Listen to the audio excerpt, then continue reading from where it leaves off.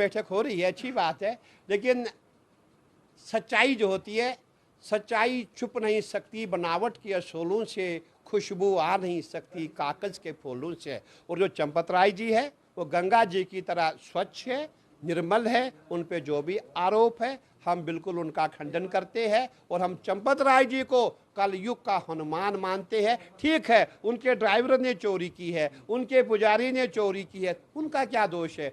मैं कोई जिम्मेवार तो अपने ड्राइवर का नहीं हूँ।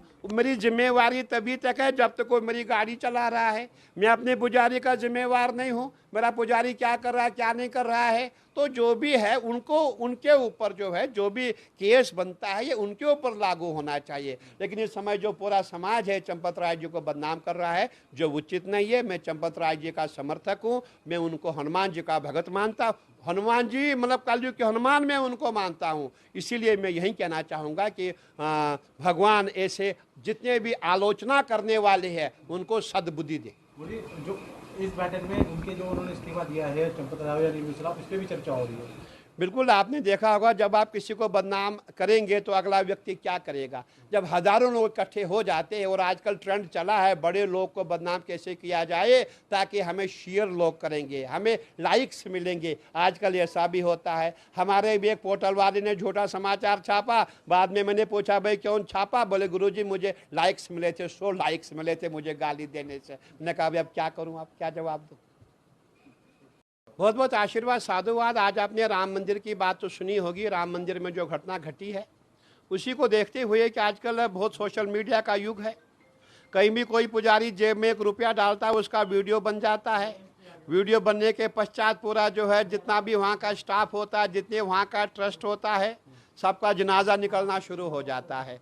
आपने देखा होगा हमारे चंपत राय जी महाराज जो वाकई एक्चुअल में वाकई जिनको हम बहुत बड़े संत मानते थे, जिनको हम कलयुग का हनुमान मानते हैं, मानते नहीं थे मानते हैं, चोरी किसी और ने की, नाम उनका दिया। कल ऐसा भी हो मनसा देवी मंदिर में मेरा पुजारी चोरी करेगा, नाम मेरा आएगा। इसीलिए मैंने कमेटी का गठन किया है। कमेटी का काम है कोई भी पुजारी जो चढ़ावा है अपनी जेब में ना रखें। जो जेब में चढ़ावा रखेगा उसको तुरंत हम जो है यहाँ से नौकरी से निकाल करके उसको हम सीधा जेल भेज देंगे। चोरी बिल्कुल बर्दाश्त नहीं होगी। और मैंने ये भी निर्णय लिया है जो भी मंदिर में ड्यूटी करेगा बिना जेब के मंदिर में ड्यूटी करेगा। हमारा पूरा प्रयास है कि पारदर्शिता के साथ पूरे मंदिर की व्यवस्था चले और स्वच्छ और शुद्ध वातावरण में श्रद्धालु यहाँ आए, दर्शन करें। और जितना भी प्रसाद हमारा है वो रिसाइकल नहीं होगा, चाहे वो नारियल हो, चुन्नी हो, फूल हो, कुछ भी हो, दोबारा रिसाइकल हमारे यहाँ प्रसाद नहीं होगा। पूरा प्रयास किया जा रहा है। अभी कावड़ का मेला आने वाला है, भीड़ भड़का होने वाला है, इसीलिए पूरी व्यवस्था हमारी सुचारू रूप से चले, इसीलिए कमेटी का गठन किया हुआ है। बैठक हो रही है, अच्छी बात है, लेकिन सच्चाई जो होती है, सच्चाई छुप नहीं सकती बनावट के असूलों से, खुशबू आ नहीं सकती कागज के फूलों से। और जो चंपत राय जी है वो गंगा जी की तरह स्वच्छ है, निर्मल है। उन पे जो भी आरोप है हम बिल्कुल उनका खंडन करते हैं और हम चंपत राय जी को कल युग का हनुमान मानते हैं। ठीक है, उनके ड्राइवर ने चोरी की है, उनके पुजारी ने चोरी की है, उनका क्या दोष है? मैं कोई जिम्मेवार तो अपने ड्राइवर का नहीं हूँ। मेरी जिम्मेवारी तभी तक है जब तक कोई मेरी गाड़ी चला रहा है। मैं अपने पुजारी का जिम्मेवार नहीं हूँ, मेरा पुजारी क्या कर रहा है क्या नहीं कर रहा है। तो जो भी है उनको, उनके ऊपर जो है जो भी केस बनता है ये उनके ऊपर लागू होना चाहिए। लेकिन इस समय जो पूरा समाज है चंपत राय जी को बदनाम कर रहा है, जो उचित नहीं है। मैं चंपत राय जी का समर्थक हूँ, मैं उनको हनुमान जी का भगत मानता हूँ। हनुमान जी मतलब कलयुग के हनुमान मैं उनको मानता हूँ। इसीलिए मैं यही कहना चाहूँगा कि भगवान ऐसे जितने भी आलोचना करने वाले हैं उनको सद्बुद्धि दे। जो इस बैठक में उनके जो उन्होंने इस्तीफा दिया है चंपत राय या नीलू शराफ, इस पर भी चर्चा हो रही है। बिल्कुल, आपने देखा होगा जब आप किसी को बदनाम करेंगे तो अगला व्यक्ति क्या करेगा। जब हजारों लोग इकट्ठे हो जाते हैं और आजकल ट्रेंड चला है बड़े लोग को बदनाम कैसे किया जाए ताकि हमें शेयर लोग करेंगे, हमें लाइक्स मिलेंगे। आजकल ऐसा भी होता है। हमारे भी एक पोर्टल वाले ने झूठा समाचार छापा, बाद में मैंने पूछा भाई क्यों छापा? बोले गुरुजी मुझे लाइक्स मिले थे, 100 लाइक्स मिले थे मुझे गाली देने से। मैंने कहा अब क्या करूँ, आप क्या जवाब दो। बहुत बहुत आशीर्वाद, साधुवाद। आज आपने राम मंदिर की बात तो सुनी होगी। राम मंदिर में जो घटना घटी है उसी को देखते हुए कि आजकल बहुत सोशल मीडिया का युग है। कहीं भी कोई पुजारी जेब में 1 रुपया डालता है, उसका वीडियो बन जाता है। वीडियो बनने के पश्चात पूरा जो है जितना भी वहाँ का स्टाफ होता है, जितने वहाँ का ट्रस्ट होता है, सबका जनाजा निकलना शुरू हो जाता है।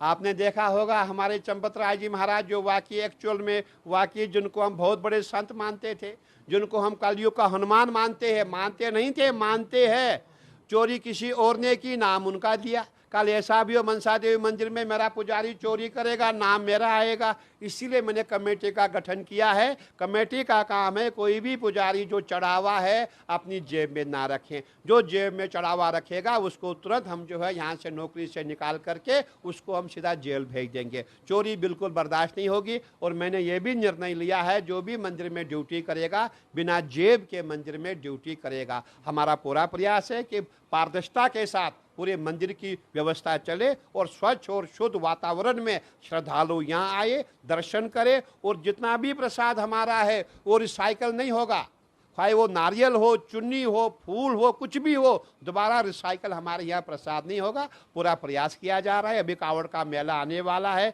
भीड़ भड़का होने वाला है, इसीलिए पूरी व्यवस्था हमारी सुचारू रूप से चले, इसीलिए कमेटी का गठन किया हुआ है। बैठक हो रही है, अच्छी बात है, लेकिन सच्चाई जो होती है, सच्चाई छुप नहीं सकती बनावट के असूलों से, खुशबू आ नहीं सकती कागज के फूलों से।